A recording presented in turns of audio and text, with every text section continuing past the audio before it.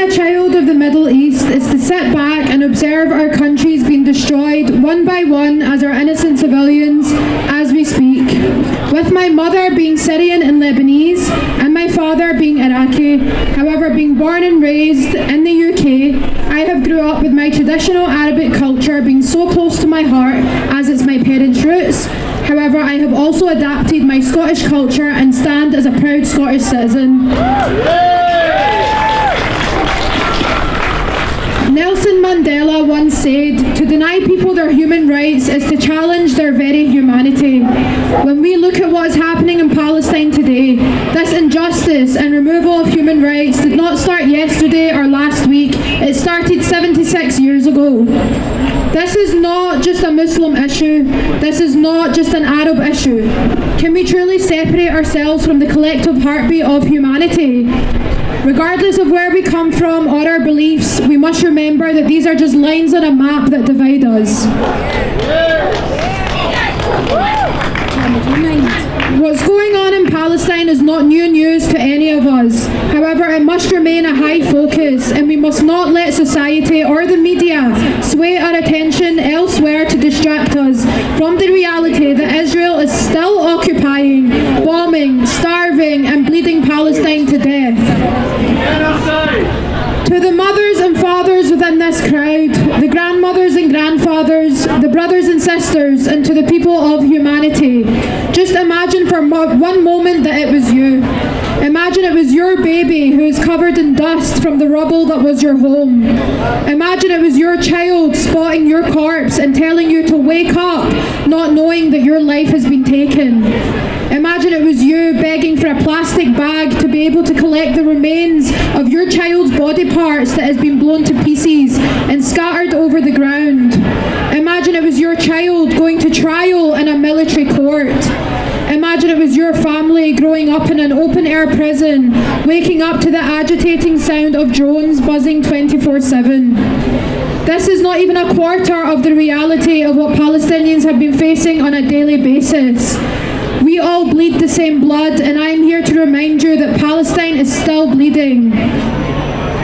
Now, every speech that I have done throughout my time of activism, I have repeated one thing over and over again, and that is that I hang my head in shame as an Arab.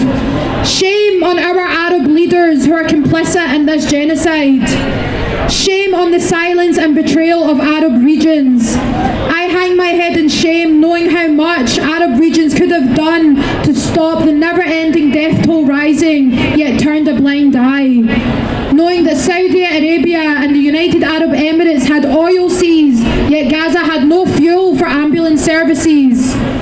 Shame.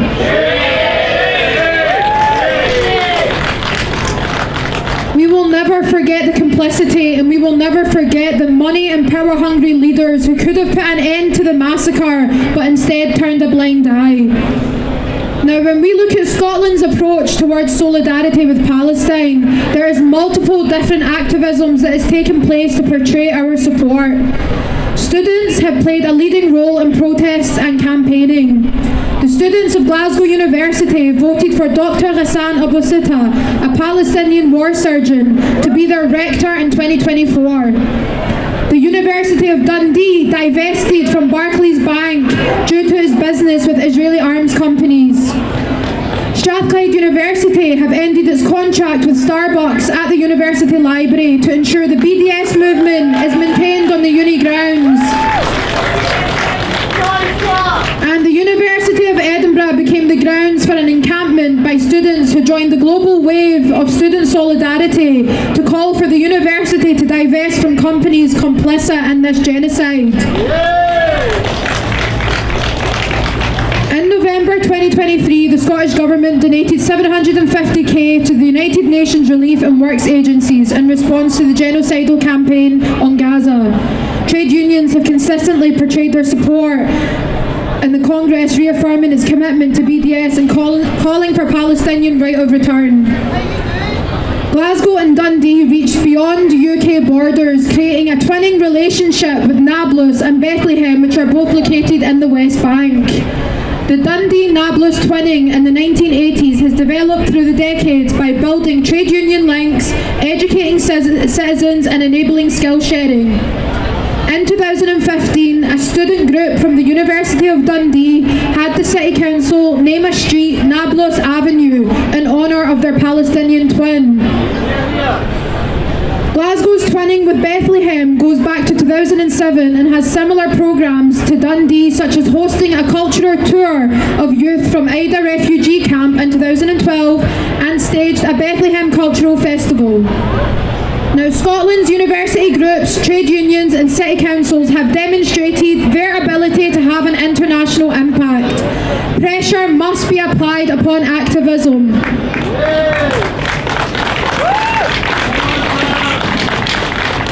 This year marks 25 years of Scottish devolution. Scotland has shown that even though we have not gained a statehood just yet, to be an ally of Palestine will forever be something that we Scots stand for.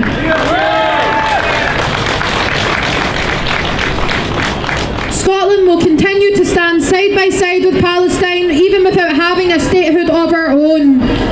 Never stop talking about Palestine. Never stop educating your peers.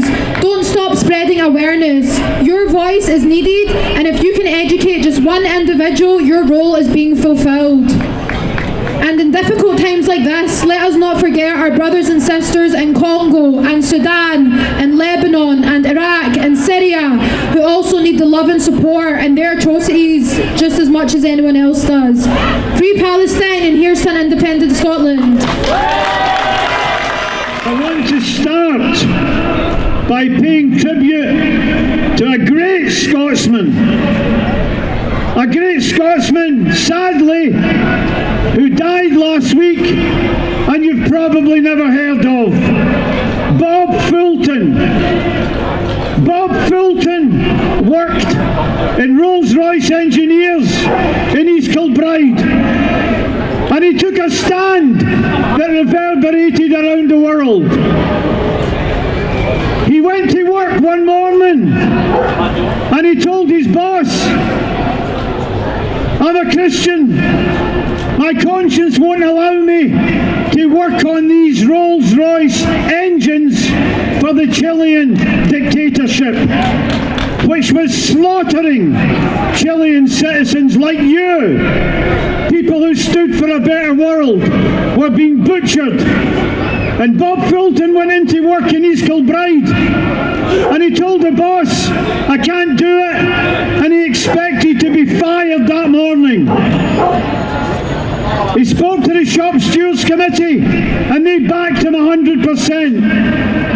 And they spoke to the workforce and the workforce backed Bob Fulton 100%, and they grounded half of the Air Force of Chile, of the dictatorship, butchering ordinary people like you. The man is a giant. So here in Scotland, we have a record of taking a stand across oceans, across continents, in support of people who are being violated. Margaret Thatcher welcomed the Chilean dictatorship and dined with them many times, but he was also opposed by ordinary working people. Glasgow City gave freedom of the city to Nelson Mandela while he was jailed for terrorism, and while Tories were wearing t-shirts with a noose saying "Hang Mandela." We did it for Chile. We did it for we did it for South Africa and more. We have to do it for the people of Palestine suffering under genocide. There are many Bob Fultons. There are many people taking a stand. Last week, I was fined 800 quid in Glasgow Sheriff Court for organising demonstrations like this one. peaceful demonstrations for justice for the people of Palestine. 800 quid. It was only low-level harassment. The following day in Glasgow Sheriff Court, 5 young people were sent down for 12 months and 14 months imprisonment for trying to stop the genocide. The genocide is beyond your imagination. If a novelist had written a few years ago about what was happening in Gaza, the editor would have returned it. Nothing like this can happen. Doctors are amputating the limbs of their own children with no anaesthetic. It is such a horror. It is beyond horror. It's beyond our vocabulary to describe what Britain is supporting. This horror show in Gaza is supported by the horror show in Westminster. And don't just talk about Israel committing genocide. It's a triangle of genocide, from London to Washington to Israel. It could not happen without the British government endorsing it and protecting it. And that creature, Lamy was supposed to come to East Kilbride on Wednesday, the foreign minister's, but he's cancelled his visit because workers are going to be on a picket line at the same place. Lamy recently announced 320 arms contracts for Israel will proceed during the genocide. 30 will be suspended, not cancelled, only suspended. Friends, we have to get off the Titanic before it sinks.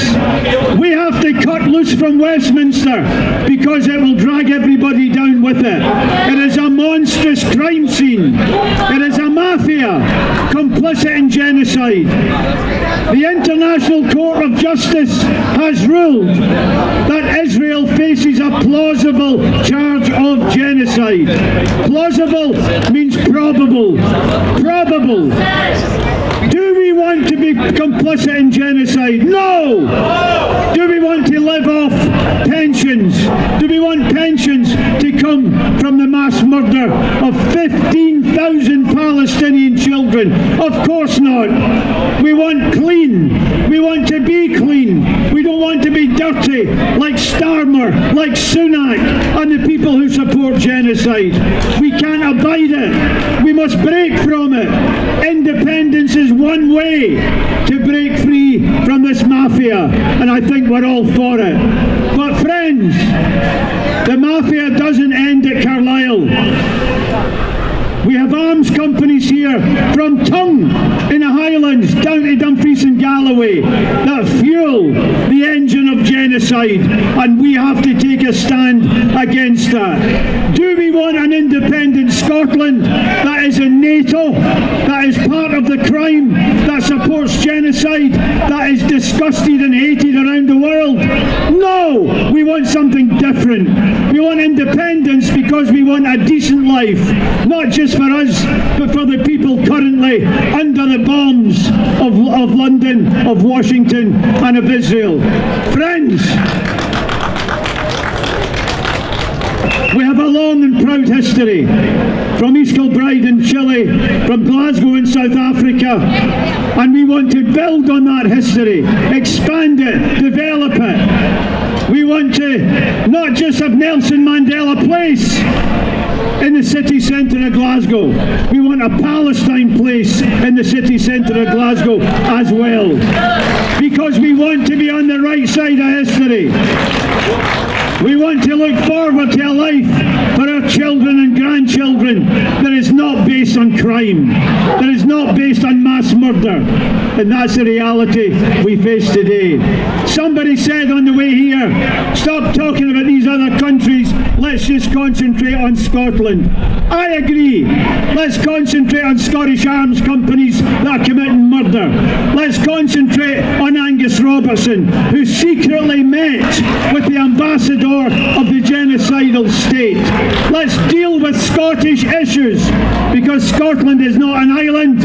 We're connected to the world by ties of solidarity, as I've given examples, but also by ties of crime from the likes of Robertson and various other people. Friends, this is a time we're alive. I have never been more afraid in my whole life. You can see World War III coming down the line. You can see it clicking into place. People talk about it all the time, people here, but also in the media. When we fight for the people of Palestine, it's because they deserve it. It's because Britain gave their homeland to European colonisers, and they have fought and continue to fight with incredible courage to try and get it back. They have earned the right to our solidarity, but also the British government gave birth to the problem, was the creator of the whole dirty business, and sustains it to this day. Friends, I'll finish by saying this. When we fight for the people of Palestine, we also fight for ourselves. Some of the same companies that are involved in arms to Israel are also involved in the cladding for Grenfell. Who has gone to jail for Grenfell? The burning to death of 70 ordinary, poor British people. We need to fight as if our lives depended on it, because I suspect they do. If Starmer can say that Israel has the right to deny water to 2 million Palestinians, that is genocide. If you say deny water to all the people in Glasgow, it's genocide. You might as well drop an atom bomb.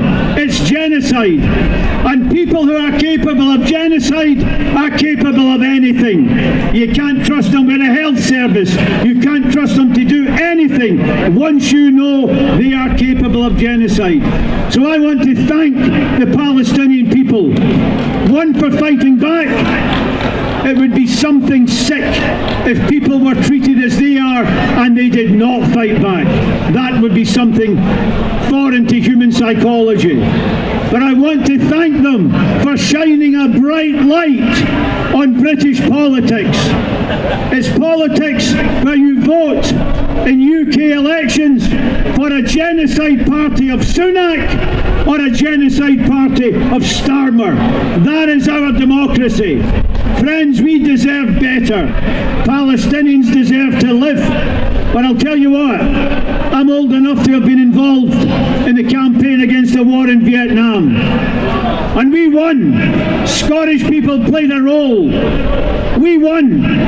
American people, Vietnamese people, people around the world.